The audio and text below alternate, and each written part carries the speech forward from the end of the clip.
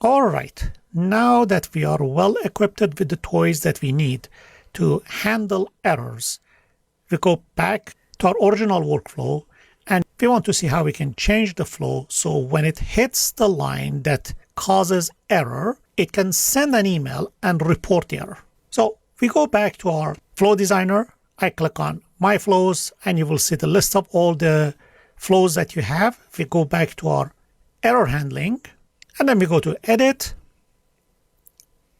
and we want to modify this apply to each. So when create item fails, we send an email to the person who submitted this flow and we want to see if it can properly report the error and continue the work. And this is how we do it.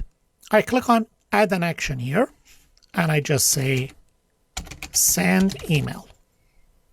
And for this one, again, I pick send an email v2. I'm going to send it to myself. I can type my name here and I can pick it up. Subject is going to be error happened transferring products. And here we want to report the product. We need to provide a product name. So let's see what field it was. The Excel sheet was in SharePoint. So let me just open it. And it was called item. So I go back to my flow. Sorry, here. The product, I need to search for item.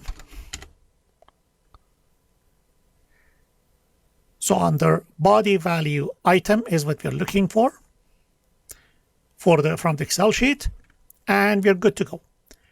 But this email should be sent if the create item fails.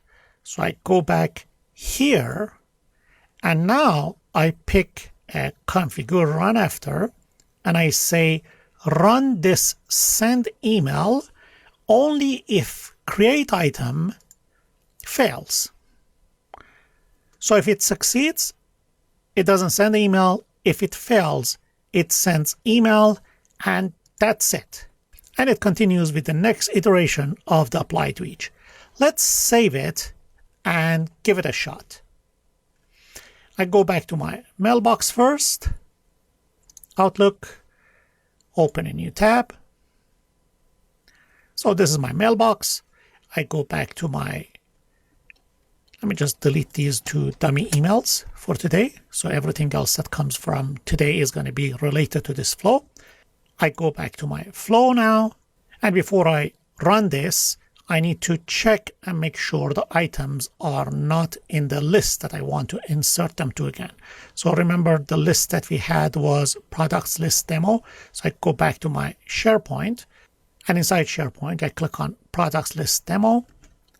You remember these are the items, USB key, the wireless, or whatever the items that we had, this last 4 items, I guess.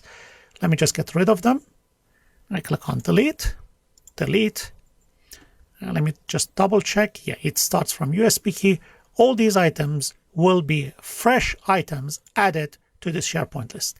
Now we can go back to our Power Automate flow, save. I guess I saved it before, it doesn't matter. I click on test. I'll perform the trigger action, test, and continue. I run the flow, done, and let's see how it works. It takes a few seconds, and it's successfully complete. But see how successfully it completed. If I go back to my Power Automate list, USB key, wireless, Bluetooth, and USB Wi-Fi adapter, they are all added. Correct. But the projector is missing. See if we can find it in the mailbox. And there we go. We captured the error, and we have error happened transferring products. The product, whatever the details that it has, it is provided here. Of course, I can go back to my flow and tune it a little bit. So inside here, let me just edit it. And I remove this. And I should be able to find item here. If I scroll down, Oh yeah, we picked the wrong code. So item, save it again. Let's run it again. I go back to my Power Automate again. So again, I pick all of them, delete, delete, they're all gone. And let's run the flow again. I go back to the flow, save. Let's test it again, test, run flow, done.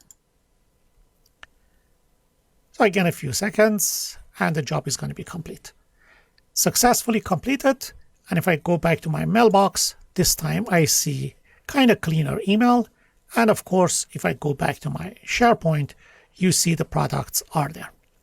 Now, everything worked properly, but you may ask, Ali, why did you bring such an example in the apply to each? Now, here is the reason that I started with this. Because here is the thing. Every iteration of this execution works like a scope. So if there are 10 different items inside this apply to each, and only one of them fails, the whole iteration fails, it goes to the end, and it continues with the next item after that. If you don't use apply to each, if you have 10 different items, you may think, okay, I need to put 10 different exception handlers like this. So I need to change the configure run after for every single one of them. Not really. Of course, apply to each does it for you, but if you don't have apply to each, or if the part that can potentially cause error is not inside apply to each, you can have only one error handler for all of them. Let's assume that we don't have this here.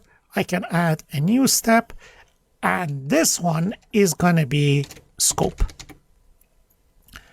Scope is a control that you can put items inside it. Now, when something fails inside it, some error happens inside it, one error is returned for the entire scope. So if you want to add something after that, for example, send email, I'm just putting something dummy here. Right after that, that is going to be sent to myself. It doesn't really matter. Subject ABC, and for the body, I just put test.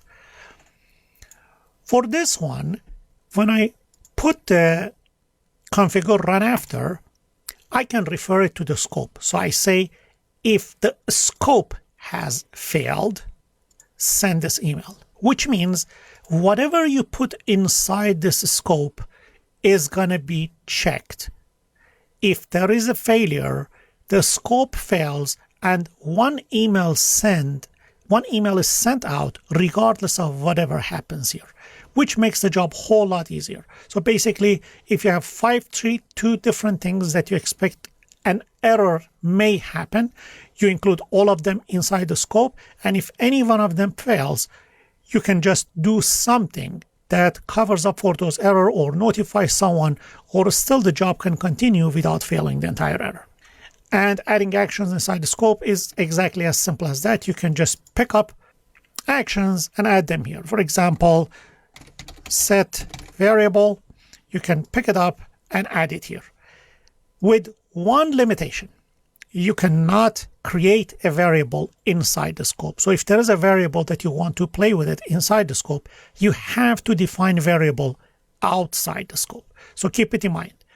Variable cannot be initialized inside the scope. It should be defined before that, and then you can assign the values to the variables or read from those variables inside the scope. Do a few examples for yourself and see how it works. It's much simpler than you think. The other thing is that I also use scope quite often just to group the controls together and give my design a modular view. So if there are 3 things that we have to do in a flow, and each one of them has like 4 or 5 different actions, I may want to group each one of those tasks in a scope, regardless of the errors or exceptions and all those things. This one makes my flow look a lot more organized, smaller, and modular. And that is all about it. There are 2 more things left. The next one that we want to get into it is going to be branching. And that's all about making your flow work faster.